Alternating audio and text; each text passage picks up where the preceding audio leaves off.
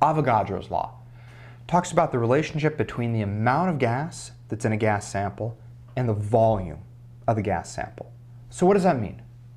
Well, first of all, a gas sample is just a fancy term that means a bunch of gas we have anywhere. So for example, this balloon has a whole bunch of gas in it that is what's keeping it inflated. So the gas in here can be considered a gas sample. This gas sample, the balloon, has both a volume. It takes up a certain amount of space that we could measure, and there's also a certain amount of gas inside. When I talk about the relationship between these two things, all I mean is what happens when I change one of them, what happens to the other? So let's talk about this. Let's imagine that I have my balloon and investigate the relationship between these two variables, okay? Here is a real quick drawing of the balloon, okay? So, talk about the relationship here. Let's say that I untie the knot at the end of the balloon and I blow more air into it.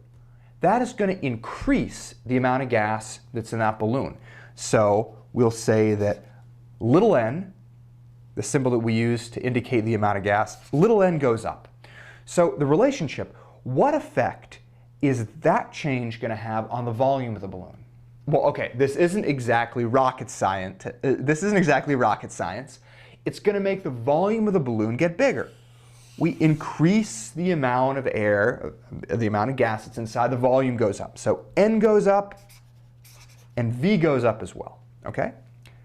Let's look at the opposite case. I untie the knot at the end of the balloon and I let a whole bunch of gas out. So in that case, little n is going to get smaller. And what effect is that going to have on the balloon, on the volume of the balloon? Well, the balloon is going to shrink. It's going to take up less and less volume. And here's our baby little balloon here. So the volume has gone down. So here's a relationship. When one of them goes up, the other goes up. When one of them goes down, the other goes down. What's this kind of a relationship called? You may already know. This is what we call a direct relationship. It's when two variables move in the same direction. And we can show this relationship with a graph here. Here on the x-axis, I have the amount of gas, which is in moles. We'll talk about that later, but that's usually how we measure the amount of gas in something. Amount of gas here, and on the y-axis, I have volume. As we increase the amount of gas, the volume goes up as well. And it actually turns out that if we double the amount of gas that's in a gas sample, like a balloon, it also doubles the volume, the amount of space that that gas sample takes up. So here's a graph of Avogadro's law. Okay, now one thing is important to keep in mind, and that's that when I was talking about the balloon, I was changing only two things, right? The two things I was changing was the amount of gas, that was one of them, and the volume was the other. There are other things that I was not changing about that balloon, okay? While I was changing the amount of gas, I was not changing the temperature. Okay, it's not like I was letting out gas and I was heating up the balloon. You can't do that. The other thing that I wasn't changing is I wasn't changing the pressure. So it's not like I was blowing up the balloon, but then taking it up to the top of Mount Kilimanjaro, where the air pressure is much less than it is here down at sea level. So I was also not changing the pressure. So when we're talking about Avogadro's law, the relationship between the amount of gas and the volume, I can change either one of those, but I cannot change the pressure or the temperature of that gas. These are my constants, these are my variables. Okay? There's one thing that I want to show you really quickly, okay? And that is this device that we talk about a lot when we're doing Avogadro's law, okay? You always see pictures of this when in textbooks and stuff when we're talking about Avogadro's law, so that's just why I want to talk about it for a minute. And this is a crazy thing, okay? It's a canister of gas that has a sliding top. And I made one, well, I made a model of one out of a soda bottle, okay? And you can kind of see how this works, that I have, imagine that this is a canister that holds gas, and I got a pipe that goes in that I can add gas into. And then you can see this top. Imagine that this top could slide up and down in here. Okay, so what's the point of this? The reason we always see these guys, and this is usually how they're drawn when we're talking about Avogadro's law, is because they're a way to change the volume of a sample of gas without changing its pressure. This pipe here indicates something that I could use to pump gas in. So imagine that I pump gas in here. That would normally raise the pressure of a container, but not if the top can slide. Instead, the volume changes. I add a little gas in here, and the top slides up. And then I suck a little gas out, and the top falls back down. Instead of the pressure changing, the top slides up and down. So that's why you always see pictures of this kind of an apparatus, this kind of a device. That's a fancy word, apparatus. But the point of it is just that it's a canister of gas with a slidable top that can go up and down, that can change the volume of the canister as I change the amount of gas that's in here without changing the pressure. Okay? So, Avogadro's law is used a lot for math problems. And when we talk about math problems with Avogadro's law, the form of the law that we usually use is N1 divided by V1 equals N2 divided by V2. This equation assumes that some sort of change has taken place, like the change I was talking about earlier. It assumes that I have an initial amount of gas and an initial volume, that's before the change, and then the amount of gas and the volume change after I do something to it. Okay? So, let's work through this Avogadro's law by looking at a math problem here. So, in a sample of gas, 50.0 grams of oxygen gas take up 48 liters of volume. Keeping the pressure constant, remember that's important in Avogadro's law, pressure's got to be constant. Keeping the pressure constant, the amount of gas is changed until the volume is 79 liters. How many grams of gas are now in the container? When I'm doing problems like this, I find it really helpful to keep track of my variables by making a chart like this. I've got my before and I got my after, because we said there's a change that takes place, this little arrow, we're moving from one to the other. Let's get our variables straight before we plug anything into this equation. So, in a sample of gas, 50 grams take up 40 liters. That's what we start with, okay? So that means that N1, I'm going to make that 50.0 grams, that's that. And the volume, it says here that they take up 48 liters of volume, okay? So 48 liters is before the change. Now here's the change. Keeping the pressure constant, the amount of gas is changed until the volume is 79 liters. Okay, so that means that my V2 is going to be 79 liters, the volume after the change.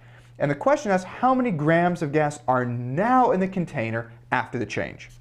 So it's going to be N2 that I'm going to be solving for. So now I got my variables straight. I know what I'm going to be solving for, and I know the other guys. Okay. Now it's important to look at units. There are two things to keep in mind. When we're doing Avogadro's law, this little n always has to be in moles, okay? Moles is usually how we keep track of the amount of gas we have in a sample. So the amount of gas here was given in grams. That's not going to work. We're going to have to convert it to moles. And this is probably the biggest mistake that people make when they're doing Avogadro's law. They don't remember to convert grams into moles. So hey, if you get a practice problem and your N1 or N2 is already in moles, you're all set. No big deal. You can skip this step. But if you get a practice problem like most of them are, where the N's are in grams, we're going to have to convert it to moles. So we'll do that in a minute. The other thing is the V's.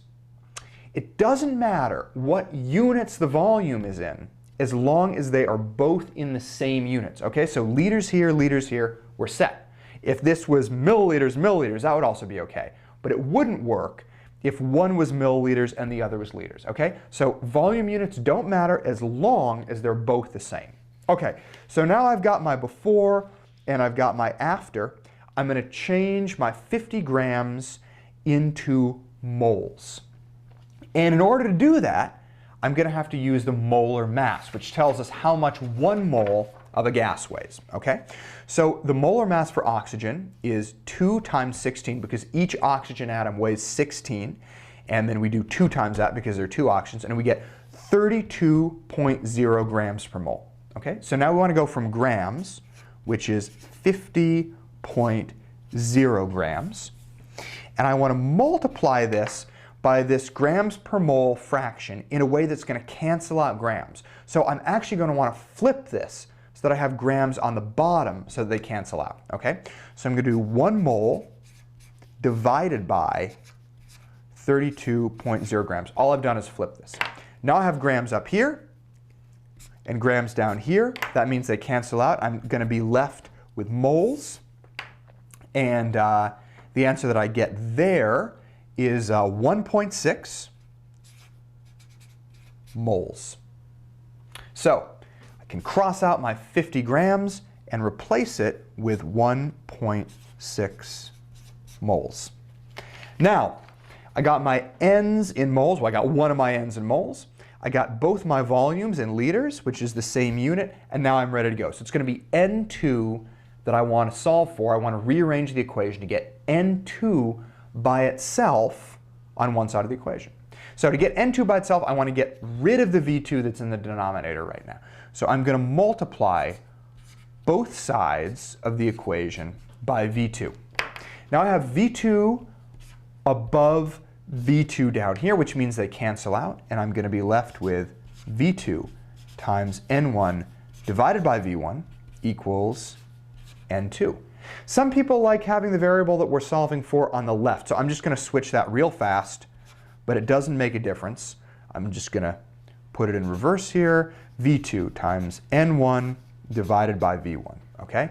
Now we're ready to take our variables that we've laid out here and plug them in. So I've got N2 equals V2, 79 liters, times N1, 1.6 moles, divided by V1, which is 48 liters.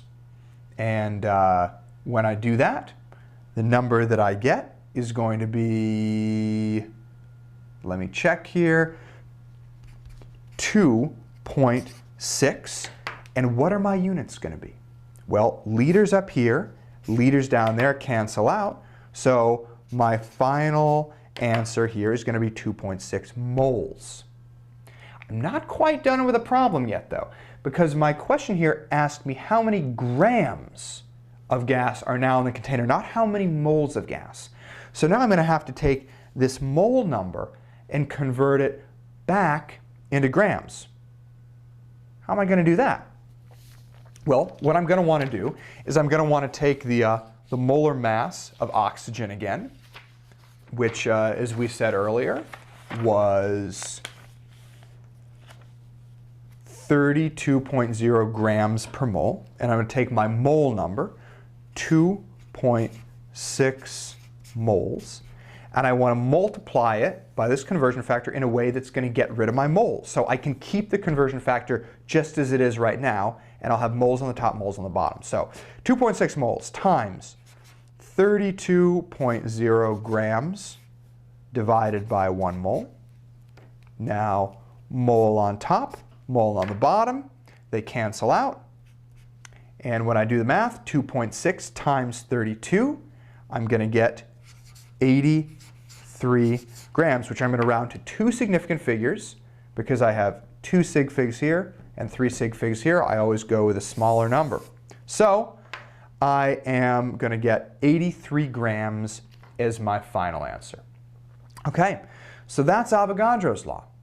If you have questions on how to rearrange this law to solve for any of the other variables, I've done a video on that. Check out my rearranging gas equations videos. If you have any questions in general about these gas laws, be sure to check out the gas laws extra help and frequently asked question video, which should clear up any other questions that you have with this sort of stuff.